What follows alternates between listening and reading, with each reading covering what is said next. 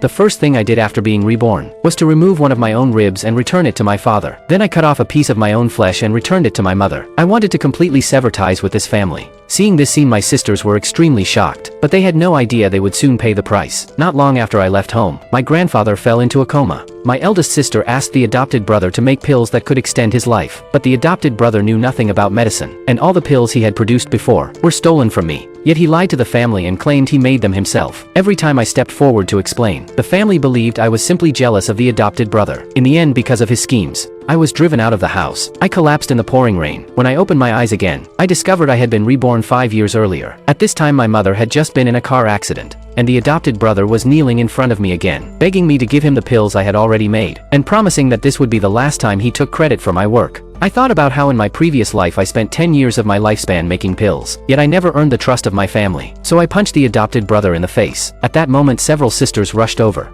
As expected, they accused me of contributing nothing to the family, while the adopted brother was always sacrificing himself for the family. I told them that every illness in the family had been cured by me using 10 years of my lifespan. But the sisters did not believe me at all. I took out the pills I made to treat my mother. After she took them, her entire skeletal system quickly returned to normal. Unexpectedly, the adopted brother suddenly rushed in and claimed the credit. He also demanded that I return the pills he said he made. Once again, the family believed his words, because he deliberately dyed several strands of his hair white. They believed this was proof that he had sacrificed his lifespan to make the pills. My mother told me to kneel down and apologize to the adopted brother. At that moment, I was completely disappointed in my family, so I decided to cut off all ties with them. But my sister told me that I had to repay all the living expenses the family had given me over the years. I told them that I had never taken a single dollar from the family. Even the clothes I wore were old and worn out. At that moment, my mother looked at me coldly and asked how I planned to repay the grace of giving birth to me. After hearing this, I immediately removed my flesh and bones and returned them to her. Before leaving, I kindly reminded them that anyone treated by the adopted brother must immediately find another doctor to extend their life. My eldest sister did not understand what I meant. She was about to speak to stop me, but accidentally pulled off my wig. When she saw my head full of white hair, the entire family suddenly realized the truth. After I left, my grandfather felt that his life was coming to an end. The adopted brother said they could find the young master of the Divine Hospital for help, but what they did not know was that the young master was actually me.